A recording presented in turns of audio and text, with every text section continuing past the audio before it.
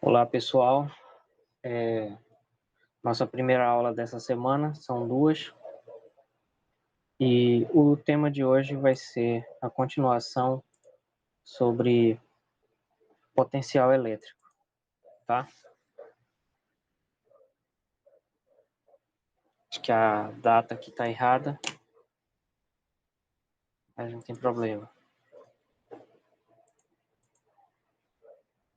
Essa aula aqui seria ontem, mas como vocês decidiram que é melhor que seja assíncrono, então nós vamos ter duas aulas por semana agora. E hoje vamos continuar sobre potencial elétrico, tá?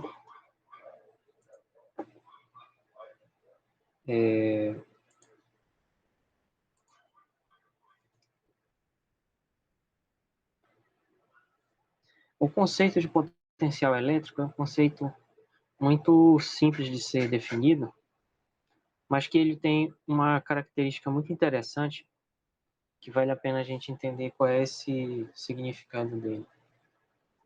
Ó, da mesma maneira que a gente define o campo elétrico como sendo a força elétrica normalizada por uma carga teste, da mesma forma a gente vai definir o potencial elétrico como sendo a energia potencial elétrica dividido por uma carga teste. Então, nos dois casos aqui é a mesma situação. Aqui tem uma fonte gerando aqui o campo elétrico. Bem aqui eu vou medir esse campo elétrico, que é um vetor, como sendo a normalização entre essa força elétrica sentida por essa carga, dividido pelo próprio valor da carga. Aqui no potencial vai ser a mesma coisa, vai ter uma fonte que vai gerar um campo elétrico, e bem aqui eu vou medir o potencial V, que não é um vetor, não tem direção, é um escalar, vai ser a energia potencial associada a essa interação entre essas duas partículas, dividido por essa carga teste Qzinho aqui, tá? Então, na expressão que nós chegamos na última aula, para a energia potencial elétrica, que era essa aqui, na última aula nós vimos que a energia potencial elétrica numa posição R é igual a menos a integral de Q vezes o campo elétrico escalar dl, que é uma integral de linha, sobre um certo caminho que venha do infinito até a posição R. Então, dividindo isso pela carga, a gente tem o potencial, e o potencial vai ser, então, U sobre Q, que é igual a menos integral do infinito até R de E escalar dl. Então, essa daqui é a expressão do potencial elétrico, a expressão geral para o potencial elétrico em função do campo elétrico, certo?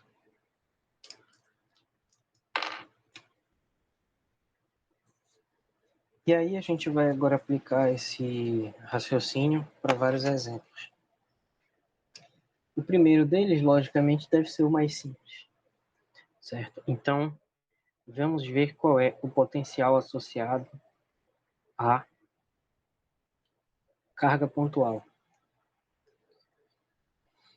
Então, nós já sabemos que o campo elétrico gerado pela carga pontual é esse aqui.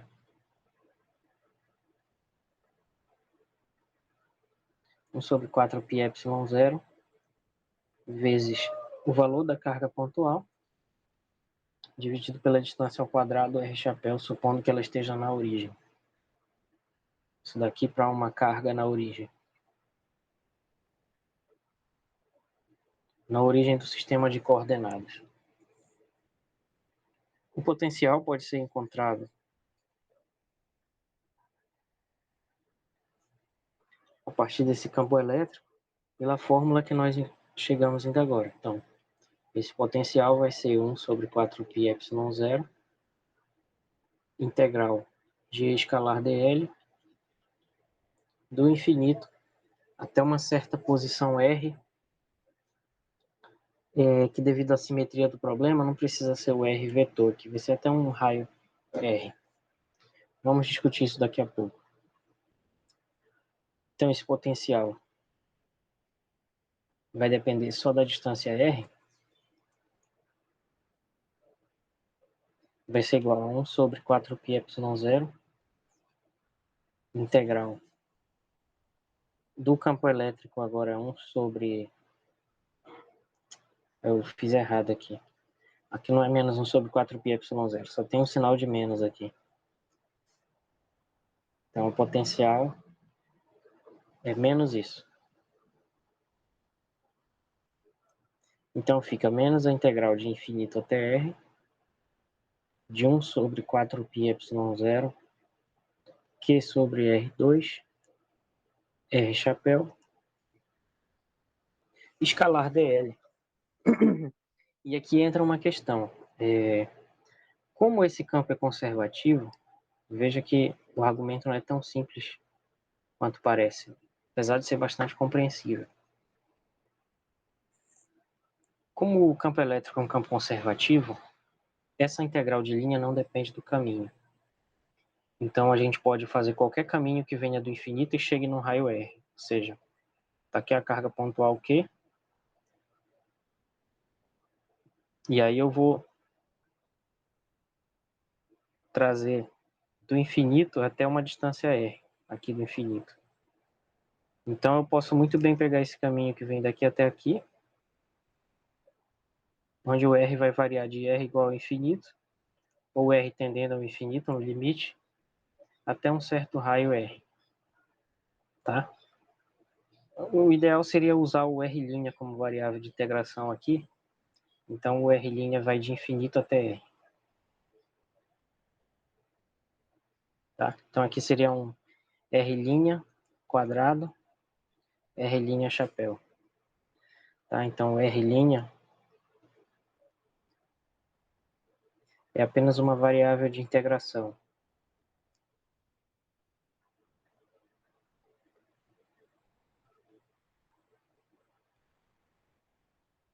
Tá?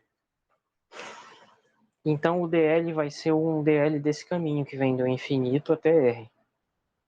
Vai ser um dl desse aqui, vai ser um dr R chapéu. Porque está tudo aqui no eixo R, certo? Então, fica dr R chapéu, tudo linha, na verdade, que é variável de integração, né? Seria um dl' também. Muito bem. Então, V fica menos 1 sobre 4πε0, integral de infinito até R,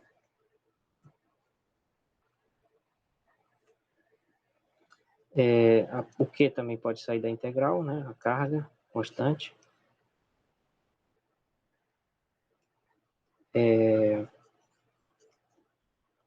Então, fica menos Q sobre 4πε0, integral de infinito até R, de dr' sobre R' quadrado, R chapéu linha escalar R chapéu linha. Então, isso aqui é um produto escalar entre dois vetores unitários, dá 1.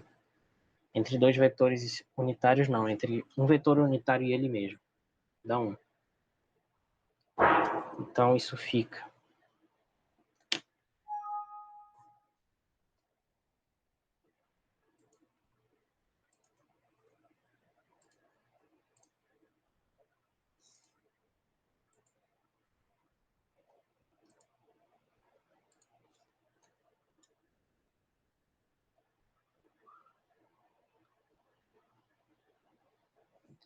assim, V de R igual a menos Q sobre 4πε0, integral de dr' sobre R' de infinito até R. R' quadrado. Tá? Então, isso é igual a essa constante, repete.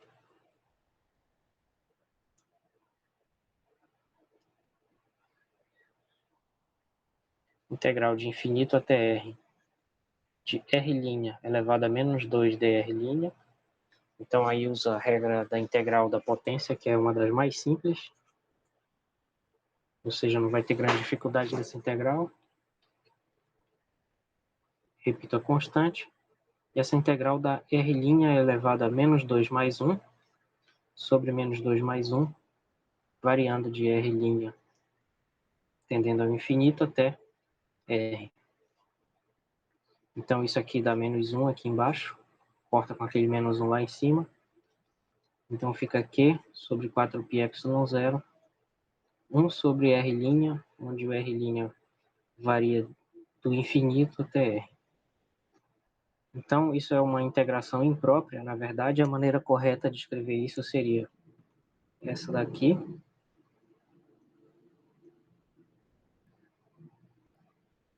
É 1 sobre R menos o limite de 1 sobre R', quando R' tende ao infinito.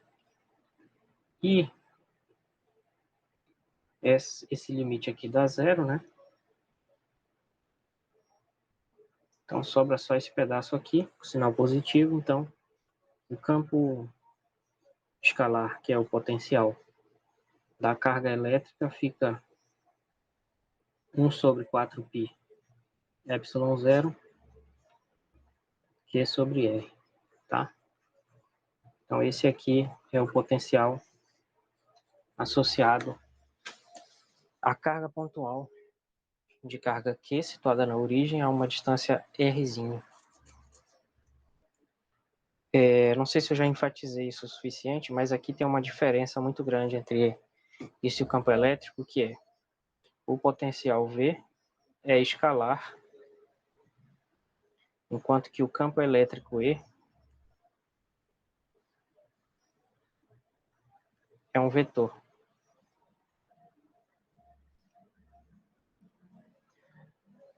Vetorial. Na verdade, a maneira correta seria dizer que V é um campo escalar e E é um campo vetorial. Então, acho que vale a pena deixar isso claro, né? V, que é o potencial,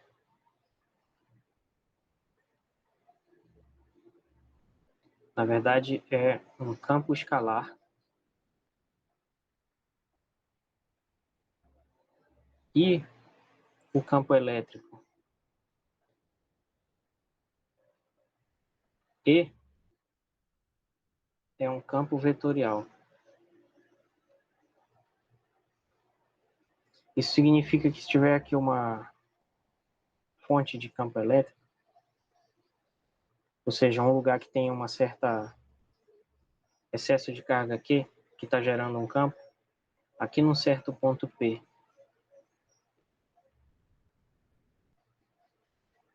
P é o ponto onde se mede o campo. Os campos, na verdade, né? Aqui nesse ponto P, vamos desenhar o ponto P bem aqui, que vai estar o ponto P.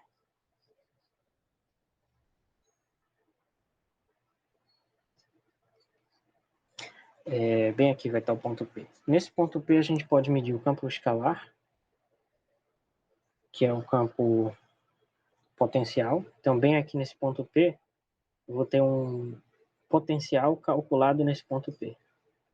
Mas vou ter também um vetor aqui, que vai apontar em alguma direção,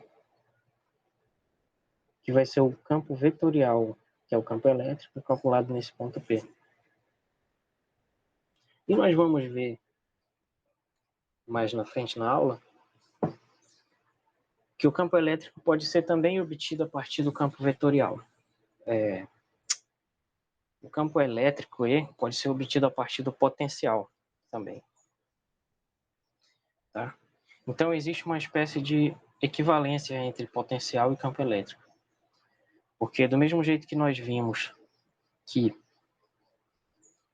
o potencial é menos a integral de E escalar dl, de infinito a R, nós vamos comentar um pouquinho depois o fato de que também o campo elétrico é menos o gradiente do potencial. Então, existe uma espécie de relação cíclica entre o potencial e o campo elétrico. Eu posso obter o potencial a partir do campo elétrico, posso obter o campo elétrico a partir do potencial nessa segunda relação aqui. Só que como nós estamos discutindo, o potencial é um campo escalar, enquanto o campo elétrico é vetorial. E, na maioria das situações, é muito mais fácil trabalhar com o escalar do que com o vetor. Então, isso significa que o potencial é uma maneira mais simples de descrever os mesmos efeitos que o campo elétrico descreve.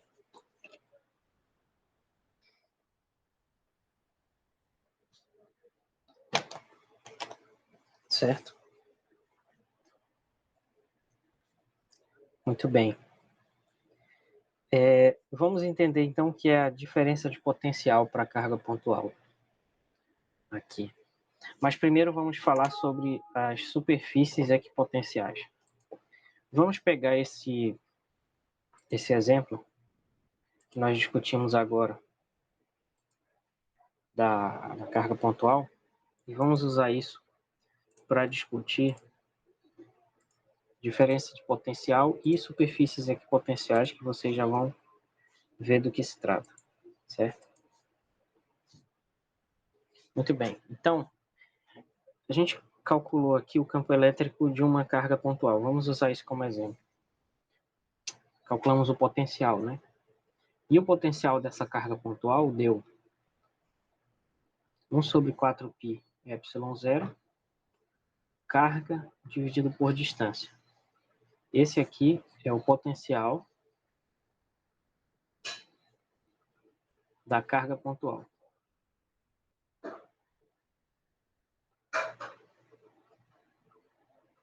Certo? Muito bem, então se eu tiver uma carga pontual Qzinho bem aqui, o potencial num certo ponto do espaço vai depender exclusivamente da distância em relação a essa carga, certo? Vai depender exclusivamente da distância, que é esse R minúsculo aqui no denominador. Então esse potencial é um V de R. O que significa isso? Significa que qualquer ponto que esteja a uma certa distância R,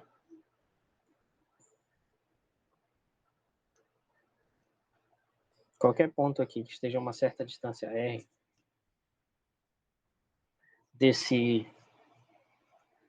dessa carga aqui, vai sentir o mesmo potencial. E se eu juntar todos os pontos que estão a essa mesma distância R aqui da carga aqui, no final eu vou ter um círculo, que é esse círculo tracejado aqui. Como o potencial só depende dessa distância, qualquer ponto a essa distância vai ter o mesmo potencial V de R aqui, igual a esse V de R aqui, igual a esse V de R aqui. Então esse círculo, ele é uma curva equipotencial, que significa que o potencial é constante aqui.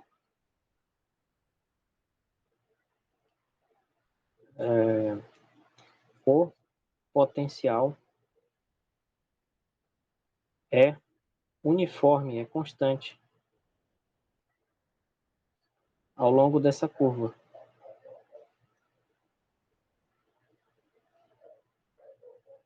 Agora, lembrando que a gente não vive no mundo bidimensional, e sim no mundo tridimensional, se a gente imaginar agora uma esfera no lugar desse círculo, ao redor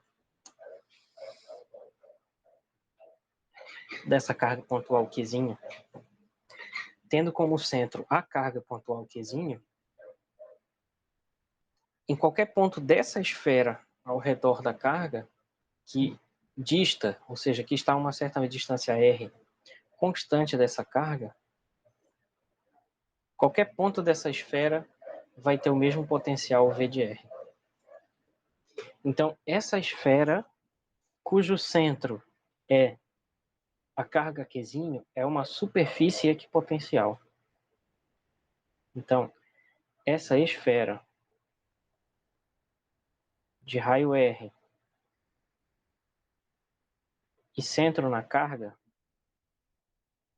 centrada na carga Qzinho, essa esfera é uma superfície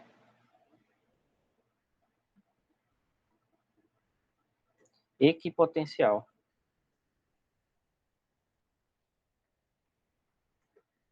Não lembro se eu botei aqui uma imagem, botei. Então aqui, ó, por exemplo, essa imagem do livro, tem várias superfícies equipotenciais aqui para uma dada distribuição. Imaginem que existe uma certa fonte de campo aqui, de tal maneira que cada uma dessas superfícies aqui, 1, 2, 3 e 4, represente pontos que têm o mesmo potencial. Então, qualquer movimento que aconteça sobre uma superfície dessa, por mais maluco que seja, é um movimento que acontece com um potencial constante. Significa que não vai existir diferença de potencial nessa superfície. Portanto, não vai existir trabalho, porque o trabalho é igual a menos a variação de energia potencial. E é igual a menos a carga vezes a variação de potencial. Vamos discutir isso depois. Tá, então, aqui no livro, vocês têm 4 exemplos de superfícies equipotenciais. Por outro lado, qualquer movimento que saia da primeira, que saia, por exemplo, aqui da segunda, que dê uma volta que seja no espaço e chegue aqui na quarta, só o que vai interessar vai ser essa diferença, né? Porque ele saiu de uma superfície equipotencial para outra. A gente vai discutir mais daqui a pouco sobre isso. Mas eu estou usando isso como exemplo para falar de superfícies equipotenciais. Por outro lado, né, essa de raio R ali, a gente poderia dizer que é um raio R1. Aqui, né? Então, aqui vai ter um potencial V de R1, que vai ser constante. E aqui, mais longe, a gente pode dizer que tem um certo raio R2.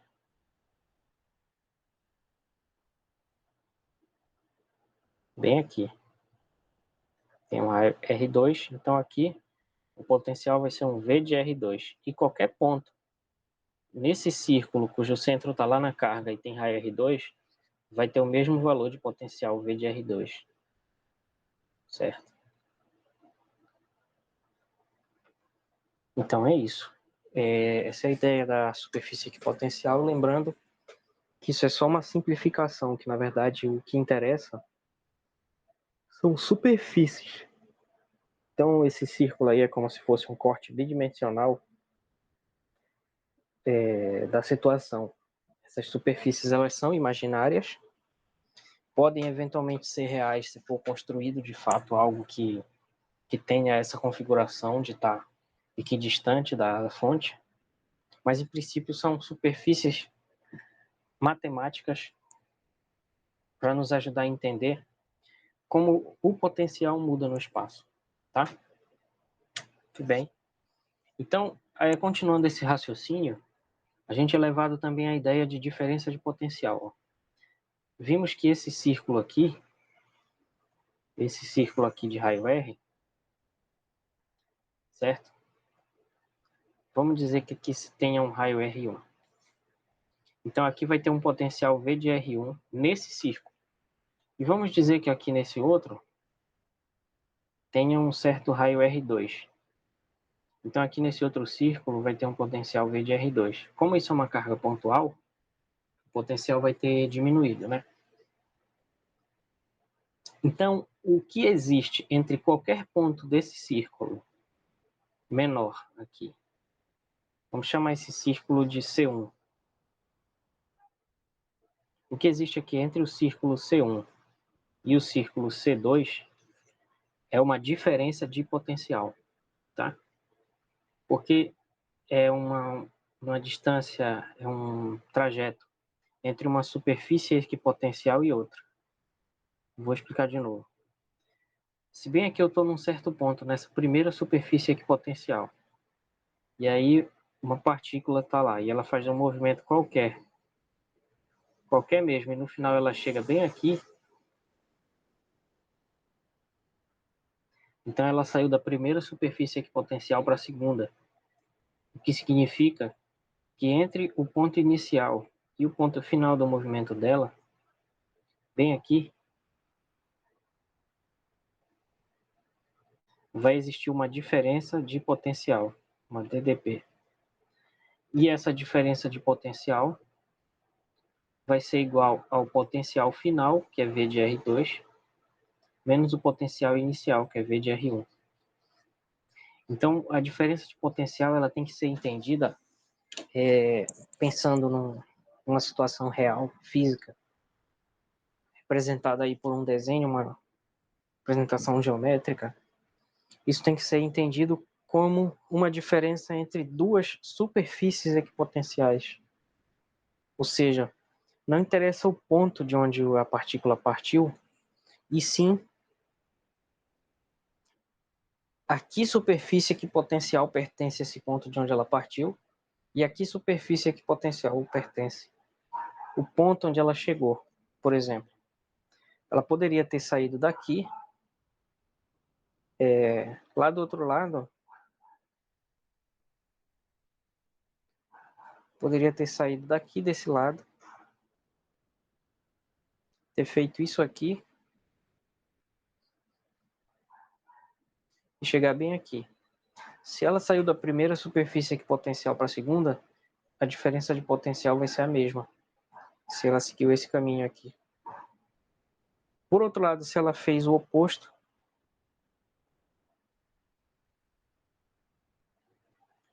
se ela começou aqui na segunda e foi em direção à primeira, aí a diferença de potencial vai ser outra. A diferença de potencial agora vai ser o potencial da primeira órbita lá, da primeira superfície equipotencial, que é V de R1, menos o potencial de partida, que é V de R2. Certo? Então, mais ou menos essa é a ideia da diferença de potencial.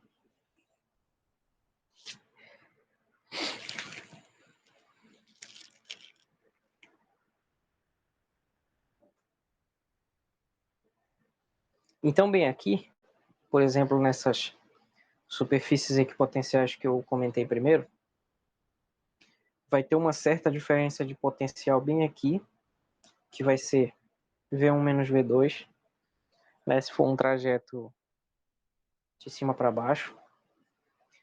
Entre a primeira aqui e a segunda e a última, vai ter uma diferença, se for um trajeto assim, vai ter uma diferença que vai ser V4 menos V1 e assim por diante, tá?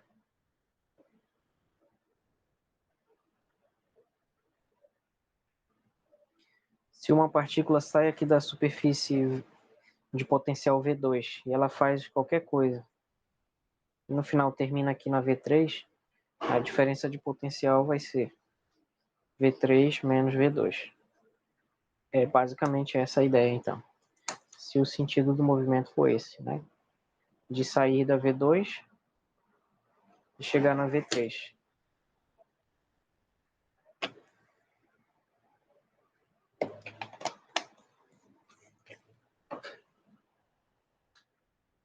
Muito bem. Então, vamos fazer agora, nos próximos slides, um caminho muito parecido com o que nós fizemos quando estudamos campo elétrico, que é uma série de generalizações, né? O que está implícito aqui é um princípio da superposição.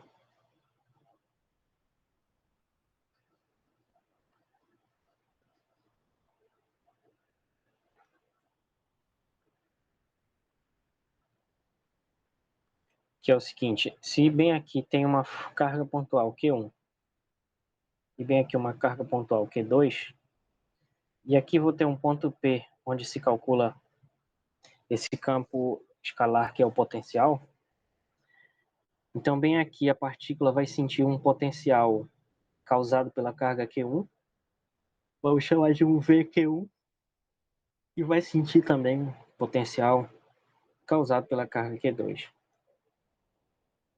O que o princípio da superposição lá para o campo elétrico implica aqui, que nós podemos mostrar daqui a pouquinho por quê, é o seguinte: o potencial total no ponto P vai ser igual ao VQ1 no ponto P mais o VQ2 no ponto P.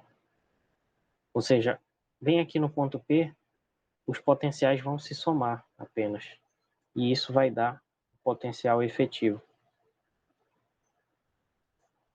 Potencial real sentido lá. Tá? Então, em outras palavras, basta somar os potenciais. E esse é o princípio da superposição. Se fossem N cargas, tivesse aqui uma Q3, Q4 e etc., o campo seria a soma dessas N.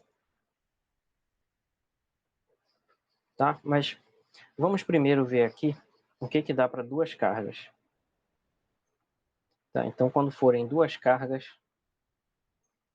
o que essa expressão dá? Ela dá 1 sobre 4π ε0 vezes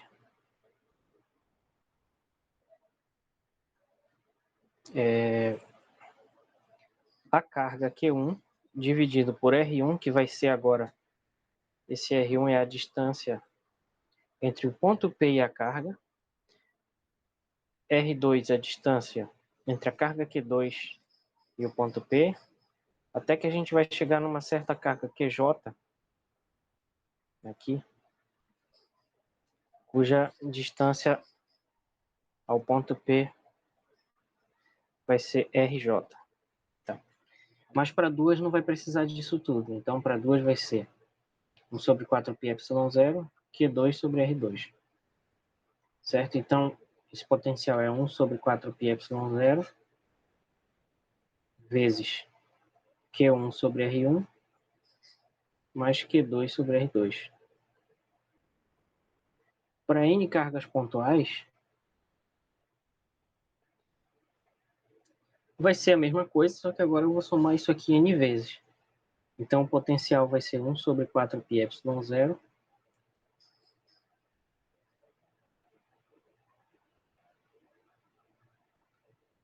vezes aqui. Esse fator vai ser comum a todos, né? A única diferença vai ser isso. No primeiro vai ser Q1 sobre R1, que é a distância entre a carga Q1 e o ponto P onde se calcula o campo.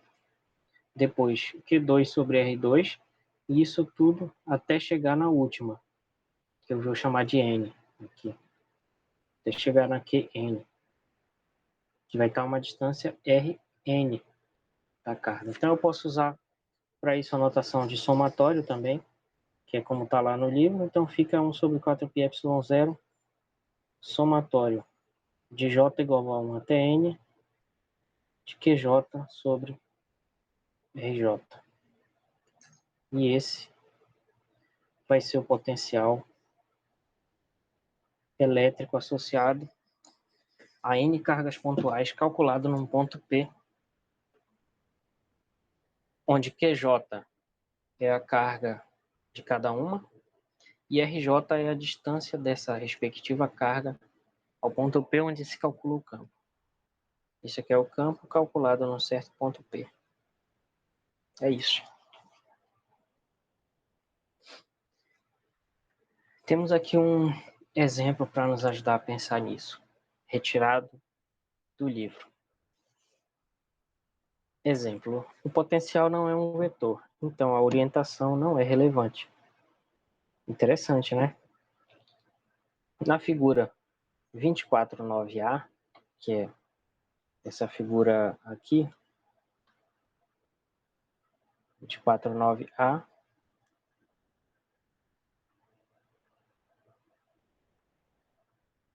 é essa figura aqui. Tá? 12 elétrons de carga menos E, ou seja, menos a carga elementar, então esses aqui são elétrons, são mantidos fixos com espaçamento uniforme ao longo de uma circunferência de raio R. Tomando V igual a zero no infinito, quais são o potencial elétrico e o campo elétrico no centro C da circunferência? Então a pergunta é só essa. A pergunta da letra A. Qual é o potencial aqui e qual é o campo elétrico aqui no centro. Então, o potencial a gente usa a fórmula que acabou de ver, né? O potencial vai ser 1 sobre 4πε0 vezes cada carga VL menos E, e está a uma certa distância R, e eu vou fazer isso 12 vezes.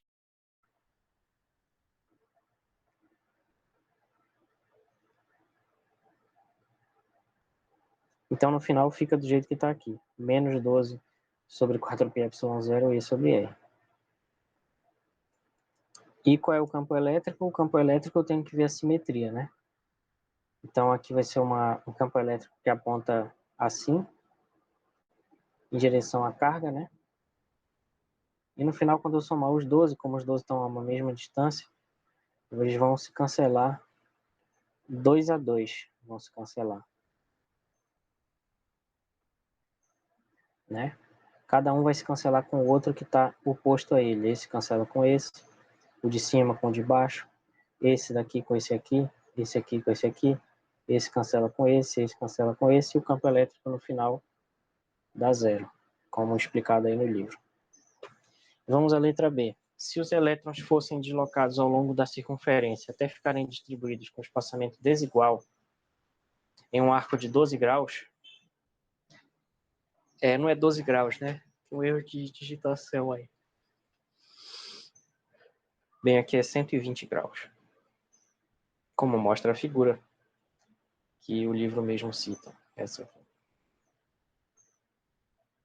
Então, aqui não é 12 graus, é 120.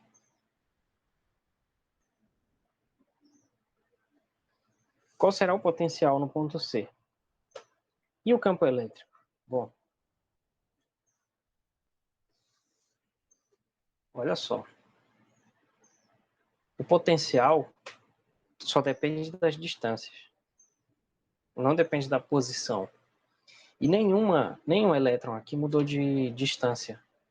Mudaram de posição, mas a distância entre cada um deles e o ponto C continua sendo R.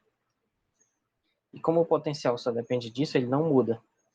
Então a resposta da letra B é: o campo não mudou, o campo escalar, potencial.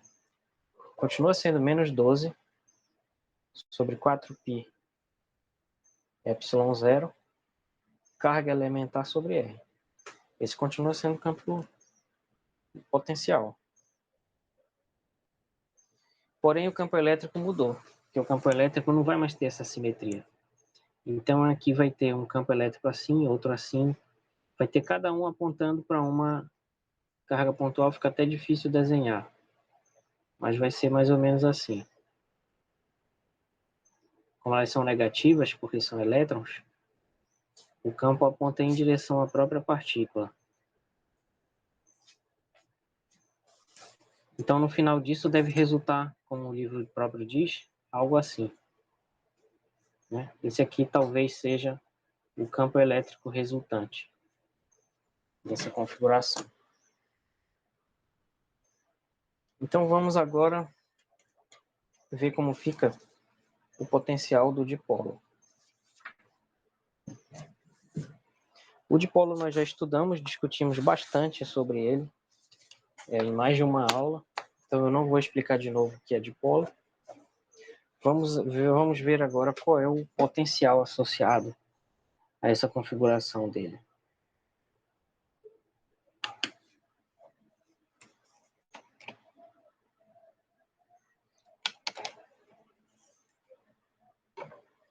Então temos essa situação aqui da figura, né?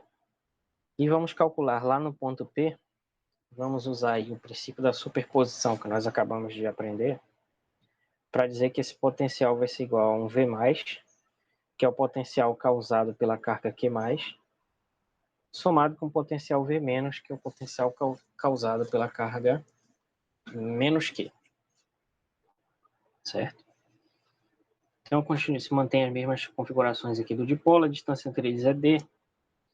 Só que agora, como a gente vai calcular o potencial, e o potencial é mais simples de calcular, dá para fazer com as nossas ferramentas aqui, sem ter que fazer nenhum cálculo esdrúxulo, dá para ir um pouquinho além do que foi feito lá no campo elétrico do dipolo. Porque, se vocês lembram bem, o campo elétrico do dipolo foi calculado apenas sobre o eixo Z.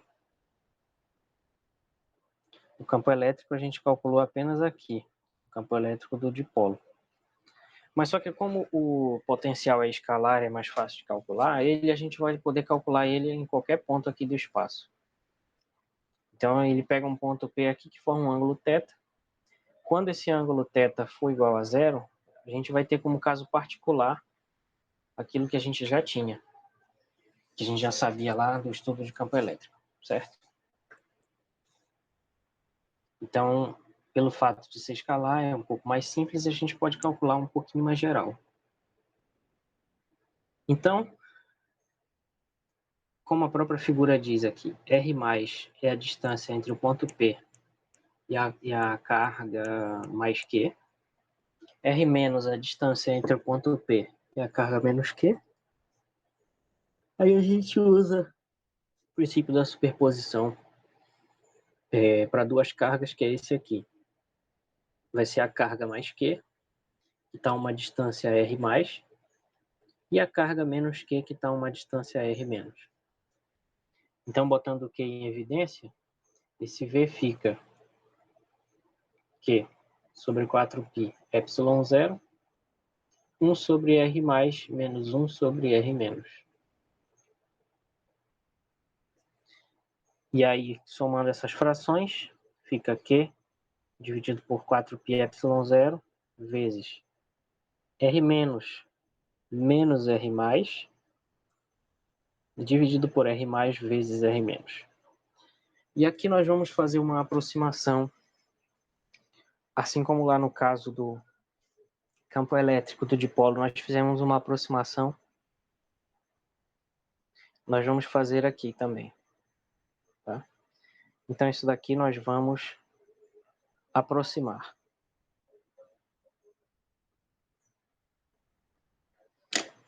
Mas vou fazer uma pausa agora, que eu vou beber água.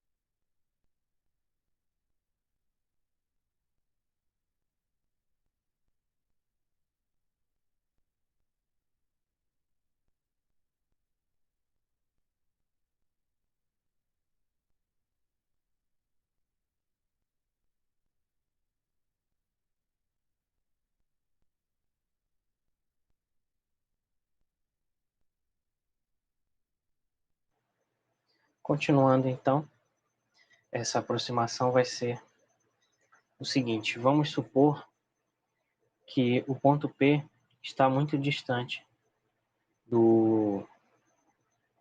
Tá? Vamos supor que o ponto P está distante do dipolo. Já discutimos bastante isso quando falamos do dipolo lá no estudo do campo elétrico. Tá? Então, aqui nessa situação, o que vai acontecer é que quando eles estão muito distantes, a gente pode considerar mais ou menos como se os raios aqui, essas distâncias até o ponto P, essas retas que unem as cargas ao ponto P são praticamente paralelas, né? Porque elas estão tão longe uma da outra que formam uma situação mais ou menos assim, ó. É quase como se elas fossem paralelas quando a gente olha de perto aqui assim, né? E é mais ou menos isso que está lá no desenho, algo assim. Praticamente paralelas. E quando a gente supõe que elas são praticamente paralelas, a gente pode fazer uma triangulação aí que nos permite, ó, droga, esse triângulo aqui nos permite fazer um raciocínio aqui, um argumento que ajuda a simplificar aquela expressão lá e obter uma fórmula interessante. Então, bem aqui, se eu pegar esse raio R- aqui e aqui o raio R+, considerar que são praticamente paralelos, bem aqui eu posso pegar a perpendicular, formar um triângulo retângulo, né? De tal maneira que o ângulo θ, que é o ângulo divisado aqui, vai ser praticamente igual para os dois, ou seja, vai ser θ aqui, lá em cima e aqui também, né? Então, fazendo isso, eu vou ter uma diferença de caminho aqui, uma diferença, não é diferença de caminho, que não são raios de luz, né? Desculpa, eu estou confundindo. Mas vai ter uma certa diferença aqui entre os dois raios, uma certa diferença delta.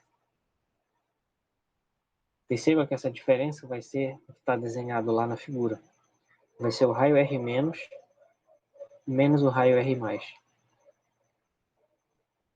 certo? Essa vai ser a diferença entre as duas distâncias. E aí, usando o ângulo θ, a gente pode relacionar isso com essa distância D aqui, que é a distância entre as cargas, que nesse caso é a hipotenusa do nosso triângulo retângulo. Então, calculando o cosseno desse ângulo, vai dar o cateto adjacente, que é a diferença delta, dividido pela hipotenusa, que é a distância D. E aí a gente consegue encontrar essa diferença delta como sendo, na verdade, D cosseno θ, dentro da nossa aproximação aqui. E o R+ vezes R-, a gente vai aproximar também. O R+ vezes R-, como a gente está calculando o produto entre eles, a gente vai desprezar essa diferença, que é a mesma coisa que considerar que eles são aproximadamente iguais ao R². Ambos vão ser aproximadamente iguais a R. Então fica R vezes R, que é R². Onde R, se vocês verem aqui na figura, ó, é essa distância aqui no meio, entre o centro do dipolo e o ponto P, né?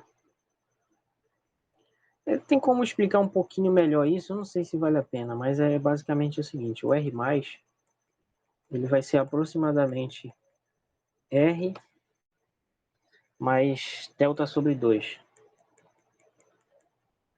né? E o R-, aliás, menos aqui.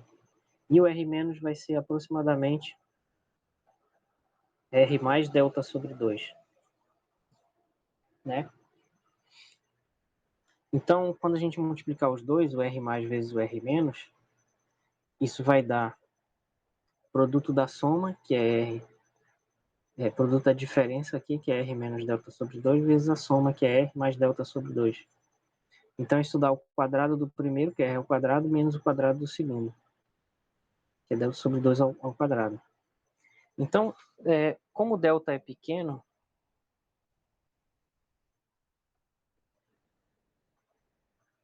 delta ao quadrado sobre 4 é ainda menor. O que significa que a gente pode desprezar ele. E é isso que a gente faz. Então, nessa primeira aproximação aqui, a gente despreza isso, ou seja, o R+ vezes R- é aproximadamente R², que é o que eu já tinha escrito. Ou seja, isso é equivalente a dizer que o R mais e o R menos são aproximadamente iguais, sendo cada um igual a R. É isso.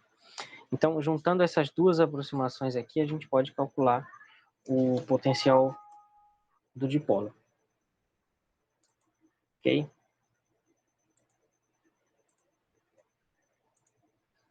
Juntando essas duas aproximações, a gente pega essa fórmula aqui, as aproximações, e vamos juntar. Então, a fórmula diz...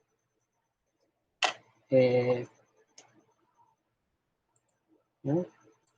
Vamos lá. Então, a gente tem aqui uma expressão para o V,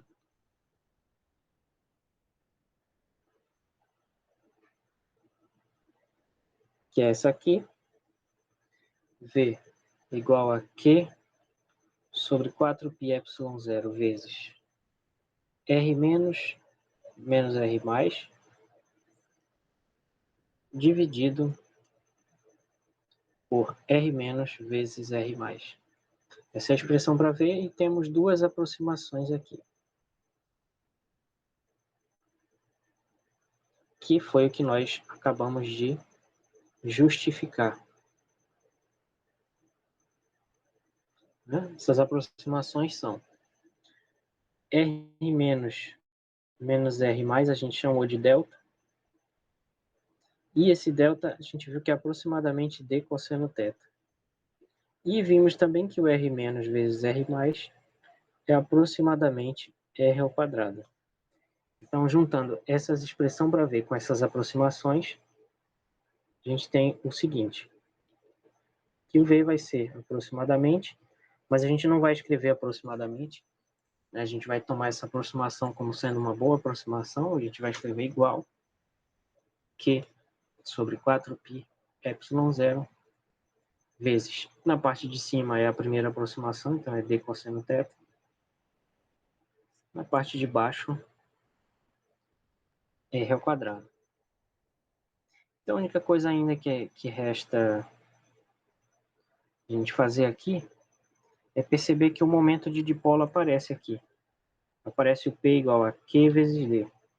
Então a gente escreve isso em função do momento de dipolo. Da seguinte maneira. Potencial do dipolo fica 1 sobre 4πε0 vezes, aliás, o momento de dipolo aqui, que é P, vezes cosseno θ sobre R2. Então essa é a expressão final para o momento de dipolo, para o potencial escalar, né, potencial elétrico aqui do dipolo, onde P igual a Q vezes D é o nosso conhecido momento de dipolo elétrico.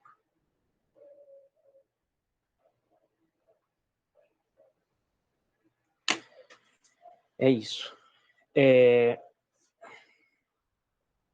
Então vejam que em particular,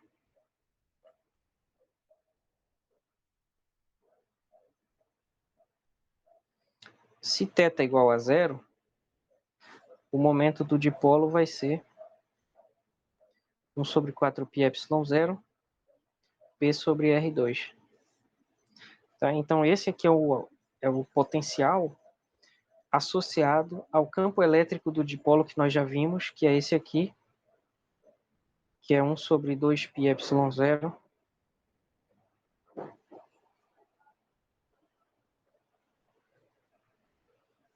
certo? P sobre R ao cubo. Então esse aqui é o potencial associado a esse campo. O potencial associado a esse campo, aqui onde aparece o θ, ele tem uma expressãozinha diferente, onde aparece um momento de dipolo vetor escalar com alguma coisa que eu não lembro agora, acho que é R. Isso aqui tem que ver num livro de eletromagnetismo, a gente não vai entrar nesse mérito aqui. Física 3. Então, como eu disse que seriam várias aproximações, várias generalizações, primeiro a gente viu o caso do princípio da superposição geral para N cargas, né, geral discreta. Depois a gente aplicou isso para um caso particular de interesse, que é o dipolo elétrico, né? E agora vamos generalizar isso para uma distribuição contínua de cargas. Distribuição contínua de cargas é uma coisa que nós já vimos quando do capítulo 22, eu creio, que nós vimos um exemplo assim. Só que aqui nós vamos ver como calcular, no caso, o potencial elétrico gerado por uma distribuição contínua de cargas, e não o campo elétrico diretamente. Então nós temos uma série de argumentos aqui que são gerais, né? E que vem de um fato muito simples, que é uma tentativa bem-sucedida de generalizar o princípio da superposição para uma distribuição contínua. Então, a nossa ideia inicial aqui seria começar com um pedaço de carga pequeno, um dq, aqui, e entender ele como uma certa partícula que vai gerar um campo V aqui, calculado nesse ponto P. Então, a gente vai ter, na verdade, um elemento de campo aqui nesse ponto, causado por esse elemento de carga dq aqui. Então, para isso, se a gente interpreta aqui, se a gente interpreta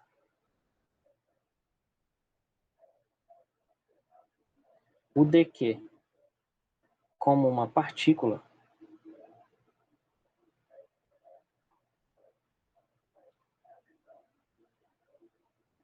então a gente já tem o potencial de uma partícula, né? Que eu estou chamando de dV. A gente tem uma expressão, é 1 sobre 4πε0 vezes essa carga, que é dq, dividido pela distância r. Tá? Então, esse aqui é o elemento de campo escalar, que é o potencial elétrico, em função desse elemento de carga. O que nós fizemos aqui em cima, nessa fórmula grande, foi simplesmente integrar isso aqui dos dois lados. E como essa parte da frente é constante, sai da integral. E isso vai dar o potencial da distribuição. Então, isso aqui pode ser integrado num caminho, numa superfície ou num volume, dependendo da distribuição. Então, se for uma distribuição linear, vai ser uma integral de caminho aqui, onde a densidade linear de carga, geralmente representada por lambda, vai ser dq sobre um dl. Esse dl, lá no Halliday, ele chama de ds, mas eu acho isso confuso porque tem alguns livros que usam ds para elemento de superfície, aí eu não gosto, prefiro dl.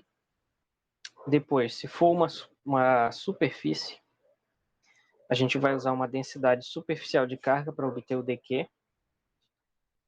Então, o objetivo disso aqui é dizer o seguinte, o dq vai ser lambda dl. Aqui o dq vai ser sigma dA. E bem aqui o dq na distribuição volumétrica vai ser ρ dv. Então, nós vamos ter três tipos de integral, dependendo se for linear, superficial ou volumétrica.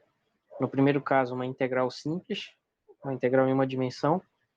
No segundo caso, uma integral dupla, uma integral de superfície. E no terceiro caso, uma integral tripla, integral volumétrica. Tá? Vamos aplicar isso, então, para exemplos concretos que estão discutidos lá no livro. O primeiro deles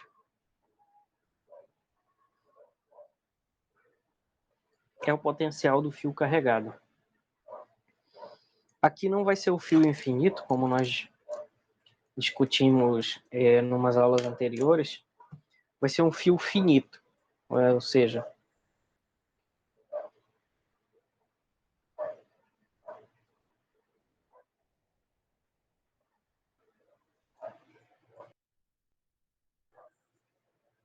vai ser um fio de comprimento L que começa aqui no zero e termina aqui no x igual a L.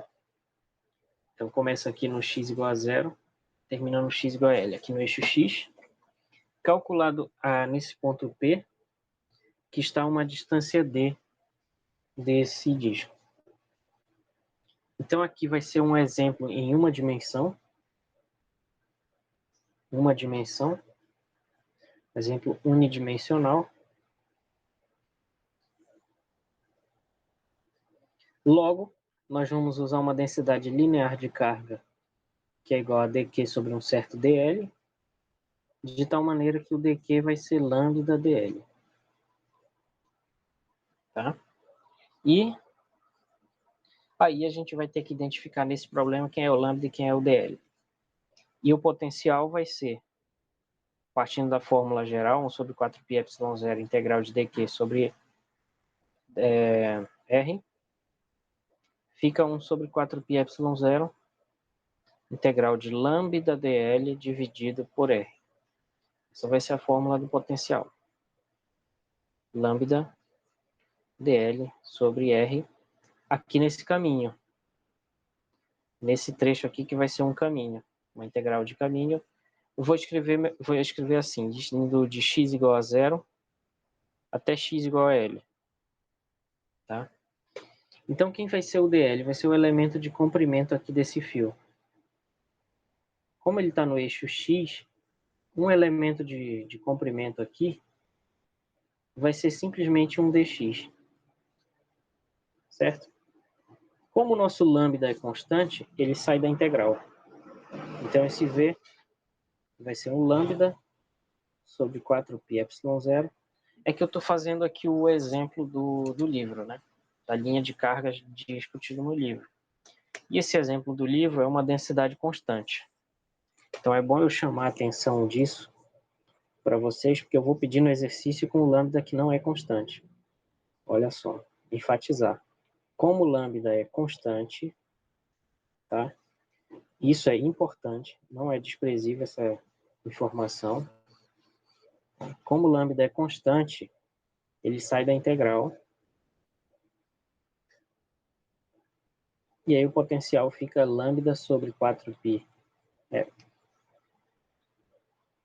ε0, integral do dl, que vai ser o próprio dx, como eu disse ali do lado.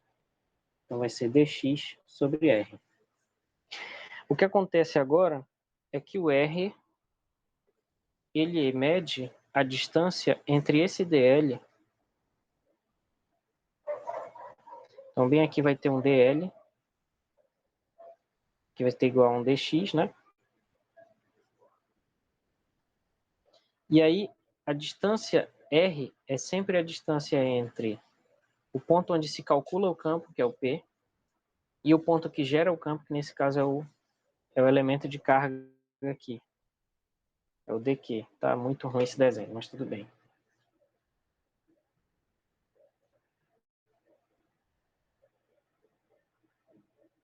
Tá? Então, bem aqui vai ter um elemento de carga dq, que vai ter um comprimento dl, blá, blá, blá. Pois bem, essa distância entre o ponto P e esse ponto dq é que vai ser r. Então, vejam que aí nós temos uma triangulação, né? Tem um triângulo aí sendo formado.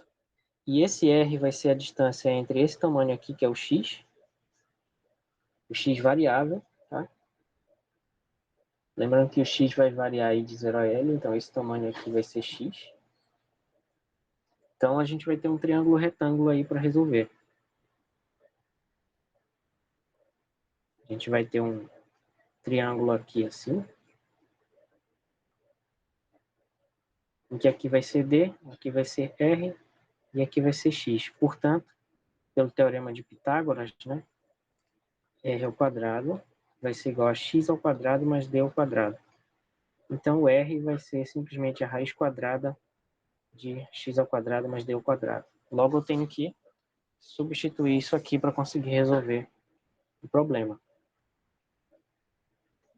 Então, o potencial, vamos fazer aqui que tem mais espaço.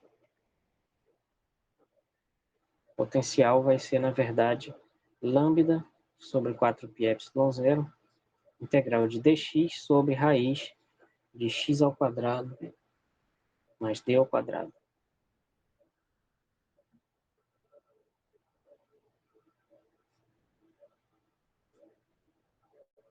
Vamos escrever assim: d ao quadrado mais x ao quadrado elevado a meio. Bem aqui, eu vou fazer detalhadamente essa integral porque eu quero que sirva de exemplo para os exercícios que eu vou pedir para vocês. Só que nos exercícios que eu vou pedir para vocês, o lambda está aqui dentro, certo? E esse lambda vai ser um lambda que vai depender de x, certo?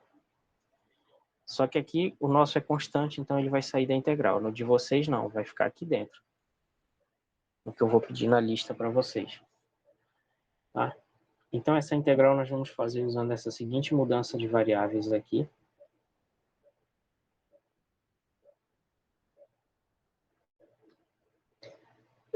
Que vai ser x definido como sendo d tangente θ, uma mudança de variáveis chamada de integração trigonométrica, algo assim. Tá? Essa integral aqui nós vamos chamar de i, e vamos determinar i agora. Certo? Pois bem, com essa mudança de variável, o dx se torna a distância d vezes aqui o diferencial de tangente θ. Então, não confundir, tá? Esse d aqui é a distância da figura, distância na figura. E esse outro d aqui, esse é o d de diferencial,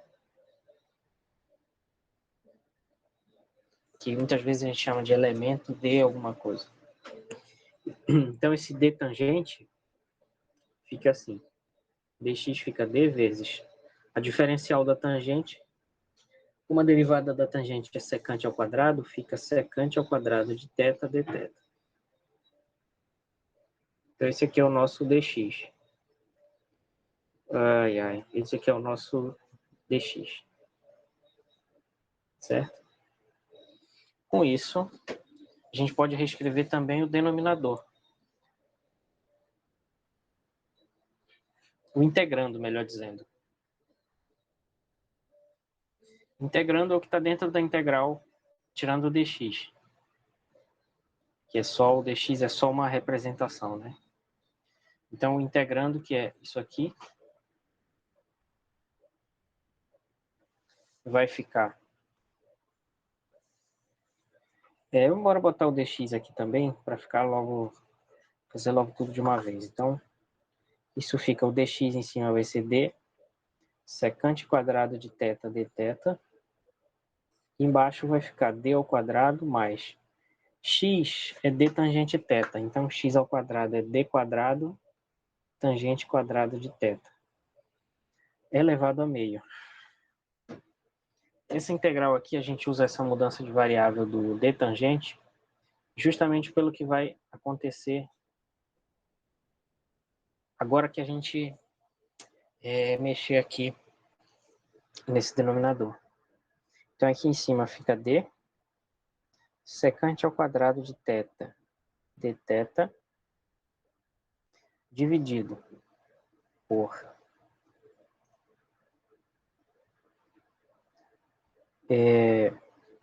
boto d quadrado em evidência, fica 1 mais tangente θ, tangente quadrado de θ, elevado a meio.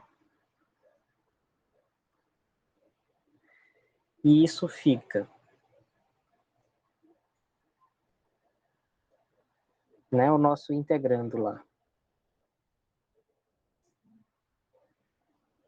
ele fica d secante quadrado de θ dθ. Vai ficar embaixo d ao quadrado vezes secante quadrado de θ, porque isso é uma identidade trigonométrica. Tá? Então, aqui a gente usou uma identidade trigonométrica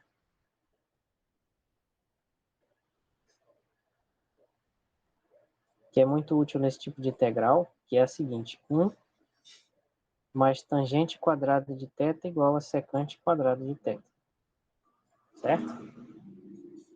Se vocês não estão acostumados com essa identidade, é bom dar uma pesquisada no livro de ensino médio. Então, aqui tirando a raiz, como está tudo no lado positivo, vai dar tudo positivo, então não fica módulo, fica só d secante θ. Então, o nosso integrando fica d secante quadrado de θ dθ dividido por d secante θ. Então, aqui vai cancelar.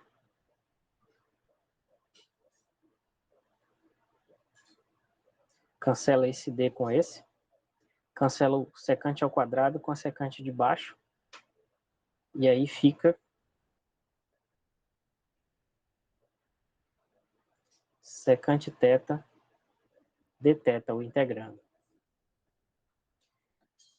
Agora que a gente reescreveu o integrando, a gente pode calcular a integral i.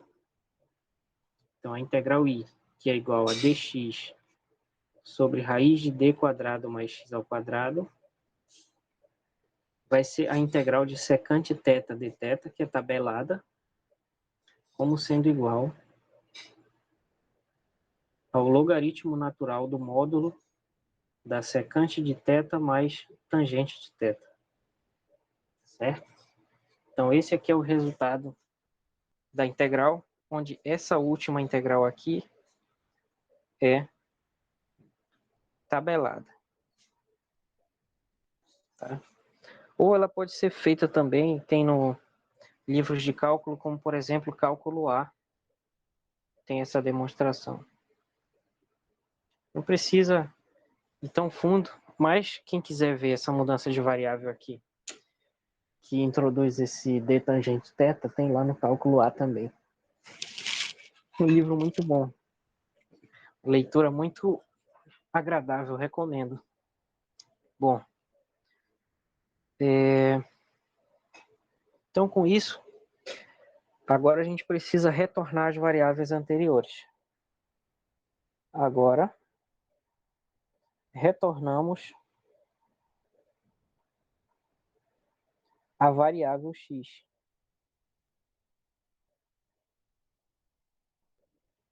Retornamos a variável x. E como é que a gente faz isso? Bom, nós já temos a tangente. Porque se a gente disse que x é d tangente θ, então tangente θ, que aparece lá, é x sobre d. Então já temos a tangente. Precisamos da secante. Para encontrar a secante, a gente usa a mesma identidade que usou lá no denominador do integrando aqui. Para encontrar a secante. A secante vai ser, então, a raiz quadrada de 1 mais tangente quadrado de θ. Por causa da identidade lá em cima. Só que a tangente é x sobre d. Então, a secante vai ser raiz de 1 mais x sobre d ao quadrado.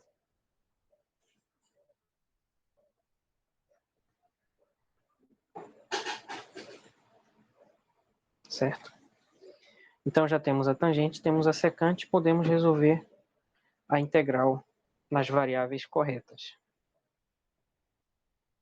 Então, a integral i vai ser o logaritmo natural de secante θ mais tangente θ, onde nós vimos que a tangente θ é x sobre d, e a secante θ é raiz quadrada de 1 mais x sobre d ao quadrado. Portanto, a integral i fica o logaritmo natural do módulo de x sobre d mais a raiz de 1 mais x sobre d ao quadrado. Então percebam que aqui não preciso mais do módulo, porque tudo vai ser positivo. X varia de 0 a L, então é só valores positivos, a raiz é positiva. Então fica só o logaritmo natural disso aqui. Voltando então agora ao nosso problema, que é encontrar o potencial. O potencial é lambda sobre 4πε0 vezes i. Então vai ser lambda sobre 4πε0 vezes essa integral. Só que a gente tem uma integral definida. E tudo que a gente encontrou aqui foi apenas a primitiva. Primitiva. Precisamos calcular ainda a integral definida, né? Então, para calcular a integral definida, a gente vai fazer o x variar de 0 até L. Quando ele for 0, vai zerar aqui, vai ficar log natural de 1, que é 0. Então, esse x igual a 0 não vai contribuir, fica só o x igual a L. Então, fica V igual a lambda sobre 4πε0, log natural de L sobre D, mais a raiz quadrada de 1 mais L sobre D ao quadrado,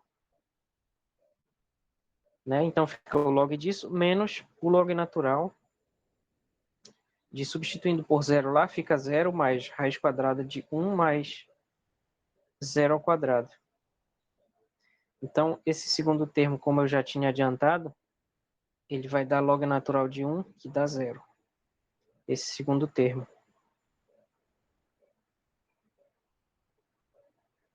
Tá? Então, o segundo termo dá 0, fica só o primeiro. Então, a gente pode finalmente escrever esse resultado. Finalmente,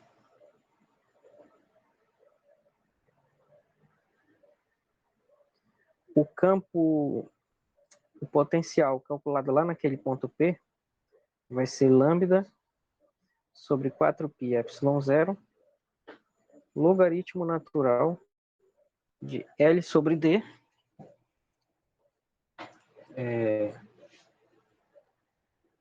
L sobre D, mais aqui, vou botar assim, a raiz quadrada de 1 mais L sobre D ao quadrado. Então, aqui posso melhor usar chaves.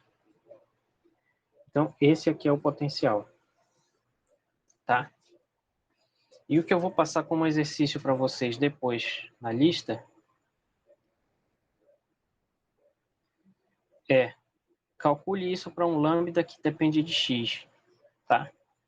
Então, eu vou dar um lambda que depende de x, que vai ser um lambda zero vezes um x elevado a n, e vou pedir para vocês calcularem isso para certos valores de n. Então, quem quiser ir treinando, pode tentar fazer isso aqui para algum valor de n aí.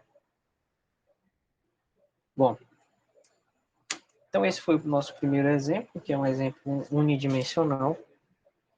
Agora vejamos o segundo exemplo, que é um exemplo bidimensional.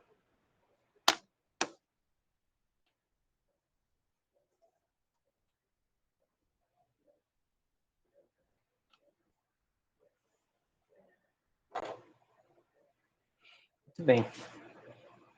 Esse exemplo é um que nós já encontramos o campo elétrico associado a ele, né? Mas vamos agora calcular o potencial elétrico, que é uma outra coisa, associada àquela. Então, para isso, vamos usar aqui a fórmula geral, que é 1 sobre 4πε0, integral de dq dividido por r. Só que agora, como o nosso exemplo é em duas dimensões, a gente vai ter uma densidade superficial de carga, que é dq, sobre uma área dA, que significa que o elemento de carga vai ser o produto de uma densidade sigma pelo dA. Então, o caso geral aqui em duas dimensões é esse, V igual a 1 sobre 4πε0 integral de sigma dA dividido por R.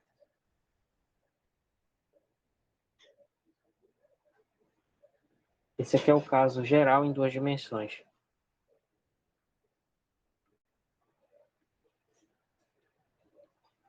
Tá? E assim como eu vou perguntar na lista exemplos em que o lambda lá não é constante, aqui vai ter exemplos em que o sigma não é constante. Certo? Então aqui o que a gente tem que fazer agora é identificar quem é sigma, quem é dA e quem é R, para daí resolver essa integral. E nós vamos fazer de um método, por um método muito semelhante ao que nós fizemos no cálculo do disco do campo elétrico lá. Ou melhor, do campo elétrico gerado por um disco carregado. Com a diferença de que agora vai ser o potencial, e o potencial é mais fácil de calcular do que o campo, que não envolve vetores. Certo? Então, dessa forma, vamos ver o que acontece aqui. O livro sugere pegar como dA essa faixa vermelha. Né? Essa faixa vermelha, que como indicado aí na figura, tem uma largura de Rzão, mas aí ele usa o Rzão linha como variável de integração, né, que é uma prática comum, botar a linha na variável de integração para não confundir com o raio do disco inteiro, que é R maiúsculo. Então, R maiúsculo é o raio do disco inteiro. E o R' aqui é a variável de integração que varia de 0 até R. Tá? Então, ele sugere pegar como dA esse disco, esse anel circular, representado aqui de laranja, no meio desse disco azul. E qual vai ser a área desse setor circular laranja aí? Vai ser aproximadamente esse dA, que é a área do setor circular,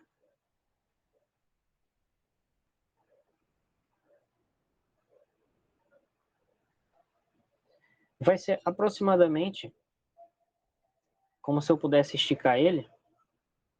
Então aqui ele vai ter um dr' de altura e uma base que vai ser o comprimento desse círculo no raio R', que vai ser 2πr'. Então a área desse setor circular vai ser base vezes altura, 2πr' dr'. Esse vai ser o dA. Certo? E com isso a gente obtém o dq. Né?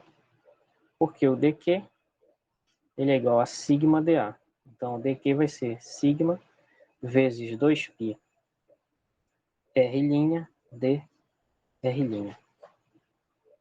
E a gente tem que obter agora o R, mas o R já está dado aqui na figura, né? Porque tem esse triângulo. Então, a hipotenusa é R, um dos catetos é Z e o outro é R'. Então, a gente tem um triângulo retângulo aqui.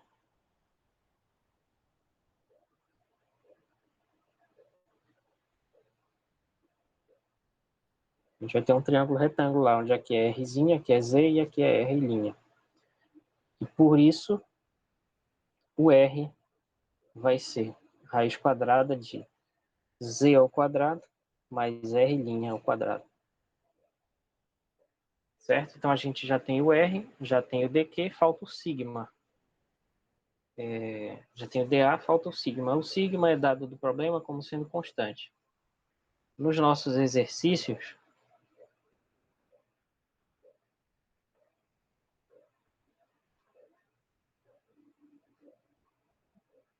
a gente vai ter um sigma que depende das variáveis aí. Vai depender das variáveis. Então,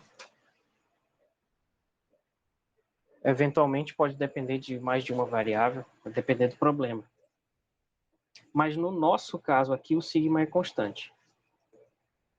Então, portanto, o campo fica 1 sobre 4πε0 integral de sigma constante vezes 2πr' dr', dividido por r, que nós já vimos que é raiz quadrada de z ao quadrado mais r' ao quadrado. Então, sendo sigma e π constante, o π já cancela bem aqui.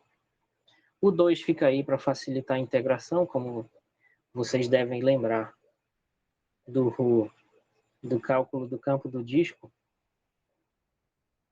Então, fica sigma sobre 4ε0, 2r' dr'. Essa integral não precisa daquela mudança de variável que eu fiz. Tá? Vamos chamar essa integral de I.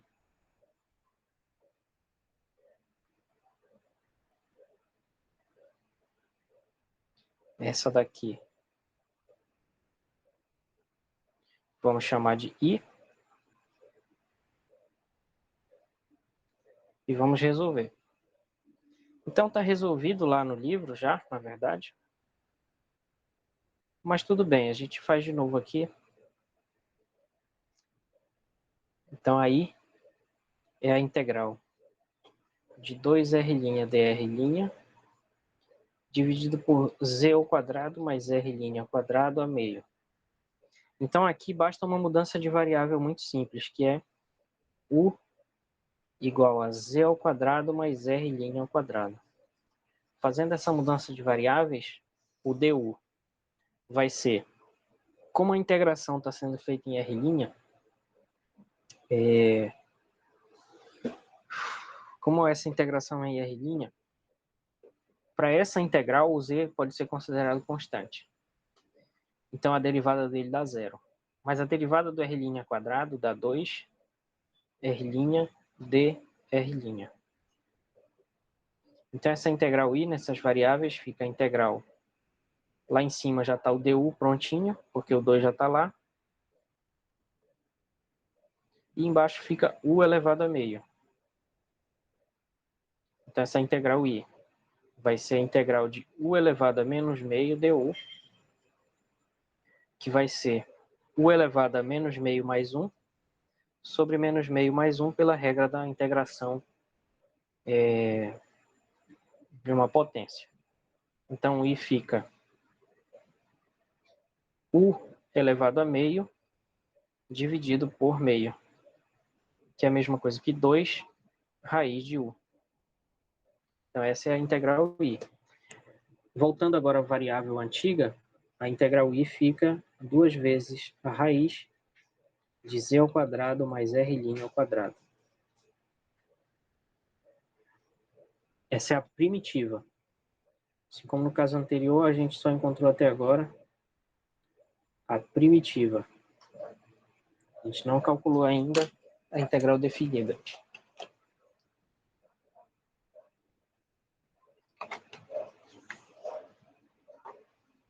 Mas está praticamente pronto, né? É só substituir aqui, lembrando que o termo da frente é sigma sobre 4 ε0. Então, V é sigma sobre 4 ε0 vezes 2 raiz de z ao quadrado mais r' ao quadrado, só que isso agora calculado de r' igual a 0 até r' igual a r. Então, esse 2 cancela aqui. Com 4 fica 2 embaixo. Fica sigma sobre 2ε0 vezes, substituindo r' por r, fica raiz quadrada de z ao quadrado mais r ao quadrado.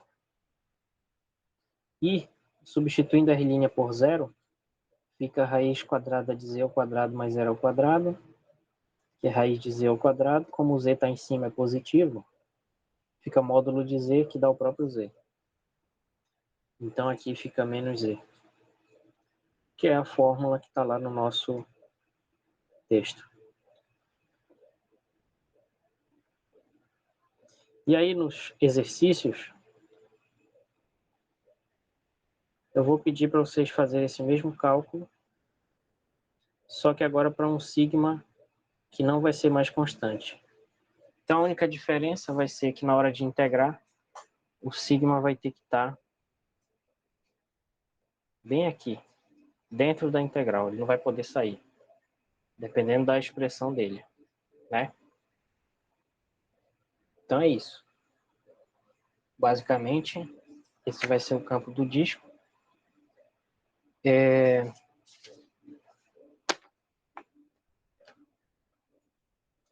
Então acho que por hoje é isso, pessoal. Na próxima aula, provavelmente na quinta-feira, eu vou concluir esse capítulo e começar a falar de circuitos, capacitores, essas coisas. Então, bom dia ou boa tarde ou boa noite para você, quando estiver vendo esse vídeo. Bons estudos e até a próxima.